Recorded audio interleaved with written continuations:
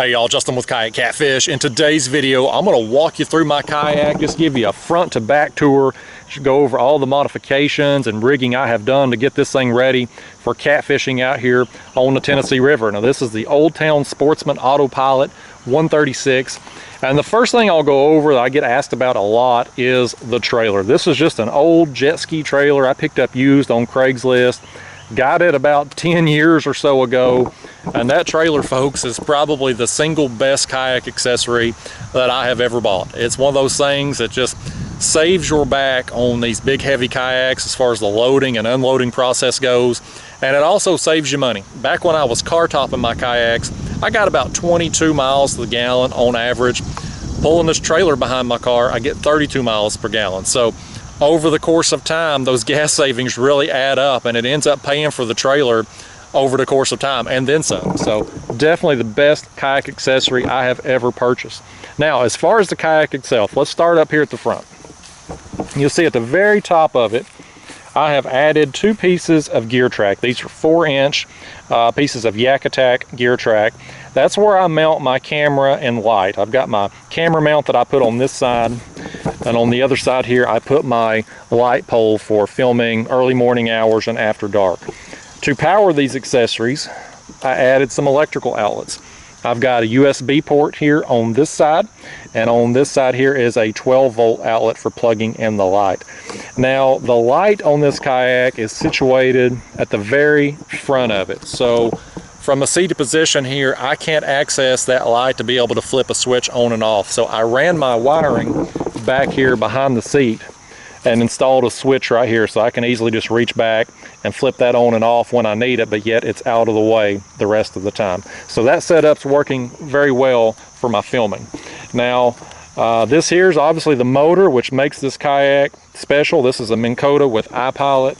It's got all those fancy features you've been seeing in my videos: spot lock, course heading, ability to record routes, all that. Digging the motor, it is excellent. Coming on back, next modification I have made, this is one that I've been asked about a lot too, is the gear tracks. I replaced the factory plastic gear tracks with a heavier duty metal version from Yak Attack. These are the GT90 model, 16 inches long, and under the hull I ran a backing plate into place to make them even more secure. So that's a beefier version gear track with a backing plate, and they're rock solid. Now, to install my rod holders and make them even more secure, is when you're fishing for large catfish, folks, and I've covered this in some of my other videos, but I'll talk about it again here now. Let me grab a rod. When you're fishing with down lines, which is something that I do very often, it's my favorite way to fish for catfish, and you'll get a monster on, 40, 50, 60 plus pounds, and that thing loads up your rod tip. You get a lot of downward pressure on that rod, which then creates upward and outward pressure on that gear track or whatever you have your rod holder base secured to. So over the course of time, I don't care if you've got screws or rivets holding your gear track in place, that torque, that pressure of catching all those fish is going to wear on that and work them loose. Throughout the course of this channel, I have gotten many messages and comments of people having their horror stories, having rods, rod holders, entire gear tracks just ripped off their kayak.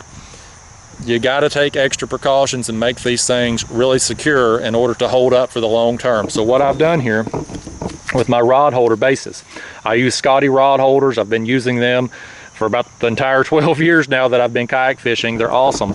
But I have taken my base and bolted that through to a mounting plate.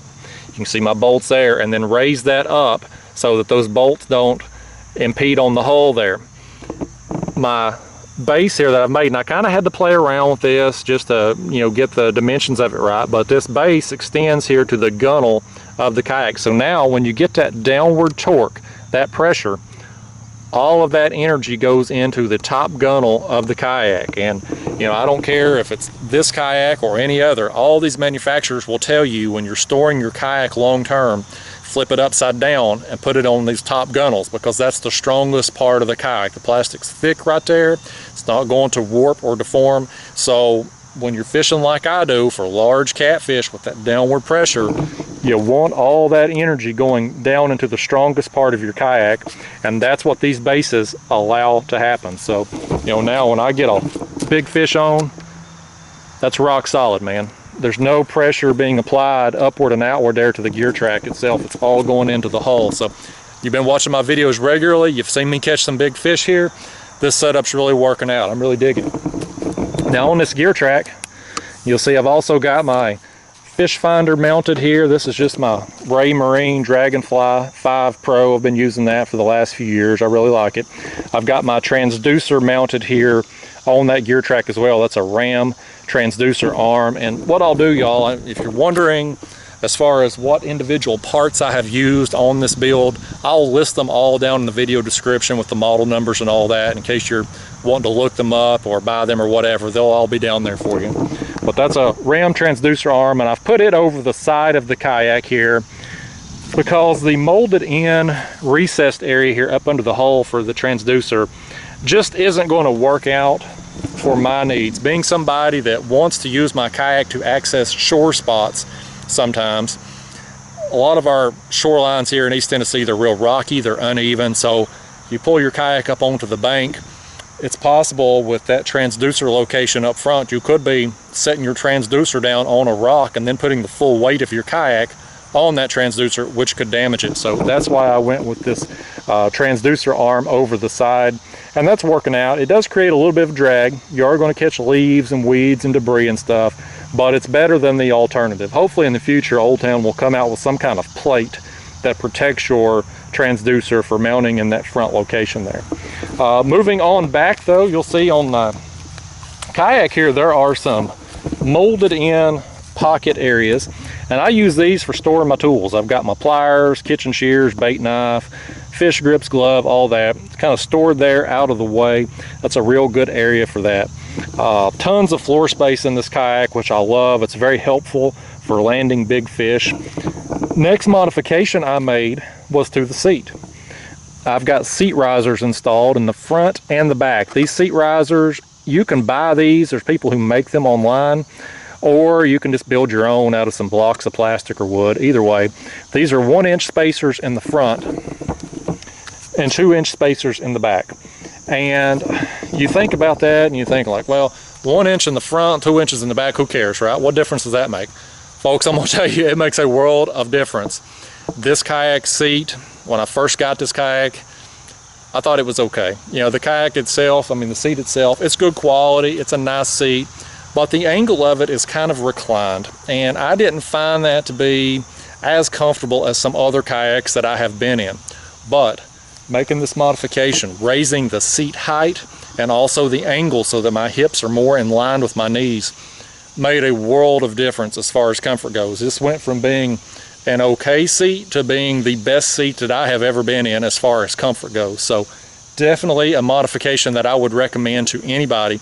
And as far as raising the seat height, you know, a lot of times when you do that in a kayak, you end up kind of throwing the stability off, right? It gets a little tippy. This kayak is so stable that is not a problem. I didn't notice any change in the stability. In fact, this is the most stable kayak I have ever been in. I can stand up, shift my weight from one leg to the other, and you don't get that rocking, you don't get that give like you do in a lot of kayaks. So definitely impressed with that and loving the seat with the modification. Now under the seat, I have my battery box.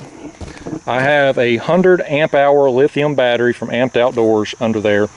That has been powering the kayak, and I'm gonna tell you, the battery life on this thing has been phenomenal. That's another question I've been asked a lot, is how good a battery life you getting. I ran this thing for 3 trips just to test the battery, and I didn't charge it during that time. Now these trips were all in that 4 to 6 hour range. I went from my car full speed to where I was going to be fishing, spot locked for the duration of the trip, and then went full speed back to the car. And again, did that 3 trips in a row without charging the battery, no issue. So, you know, for those of you out there, you're running really long trips, I don't think you'll have a problem, but this setup, the battery, plenty enough juice for any trip that I'm going to take in this kayak. Now another perk of raising this seat up is you get some clearance between your battery box and the seat, so you can store more stuff here and behind the seat. I keep my flag under there, another little tackle bag. I've got another USB port here that I installed for being able to charge my phone while out on the water.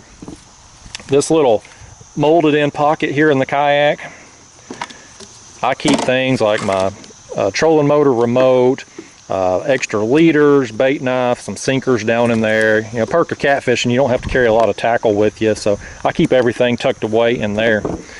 Rear rod holders, I mounted them here on this flat surface area and raised them up. That's on a 2-inch block, and those are bolted down into the hull right here. So again, those are rock solid and not going anywhere. This setup, it works for me. It may not work for you. This seat is a very wide seat, so somebody my size, I've got plenty of room in it. So if you've got your rod holders angled in this way, your rod butts are going to encroach a little bit, but they don't really encroach on me. If you are somebody who is maybe a larger individual, you fill out more of that seat than I do, that rod holder placement may not work for you. You may want to move them back here to this flat surface area behind the seat. So, you know, that's one of the perks of kayaks. They're just completely customizable to your own personal preferences there.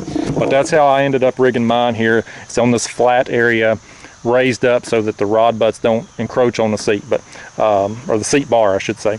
But that's really working out. Now back here on this flat surface area, I installed some more gear tracks, and I've got my Scotty rocket launchers. I had these for my old kayak. I was using them when I would be anchored down and casting my baits out. They raise my rods up, and I really like that setup. But for this kayak, since I already had them, I'm just using them for rod storage. They work really well for that. They keep everything elevated so that it doesn't interfere with my cooler, and you know, that's really working out. By installing these gear tracks here, these are 8-inch metal gear tracks from Kayak Attack. By putting them here, I can easily access them. The Old Town has some more gear tracks here on the back of the kayak, but these just aren't really accessible from the seat. You know, I've got pretty long arms, but you just can't really reach back here. So this is good for if you've got a camera mount or a flagpole, something like that, but not really for much else. Other modification I made back here to the rear tank well is I put in a paddle clip on each side so that I can store my paddle here for emergency purposes behind me and out of the way. As far as what I keep in the rear tank well, not much. I've got my cooler here. This is a size 35 Yeti. Sometimes I'll take my live bait tank, which is a 10-gallon homemade job. I've got a video here on my channel showing off this bait tank. But you can see here, even with the 10-gallon bait tank, size 35 Yeti, and my paddle, I still have additional space. I've got some storage area here. I could shove some gear. I've got a space right here between the cooler and the hull of the kayak. I could put more gear. So tons of storage area back here in this rear tank well. And y'all, as far as accessories that I have installed on this thing, that's really about it. You know, one of the perks of catfishing, you don't really need a whole lot of gear. You need secure rod holders, and you need a place to store your cooler and bait tank and stuff like that, and really not much else. So that's it, y'all. That's the front to back walkthrough, all the accessories and modifications I have made. The biggest thing with this kayak is just getting your front rod holders mounted securely. You do not want to use these plastic rod holders that come stock from the factory. That will not work on this kayak, and I'm actually going to film another video after I'm done with this one where I talk about the pros and the cons of this kayak, since I've had it a few weeks now and gotten a lot of seat time in it. And that's one of the big complaints I have, is those gear tracks. So I'm going to go more in depth on that, about why they don't work for our needs as catfishermen. But anyway, guys, that's the walkthrough. If you got any questions, anything I didn't cover or go in depth enough on, hit me up in the comments below. I'll see you next time. Thanks for watching.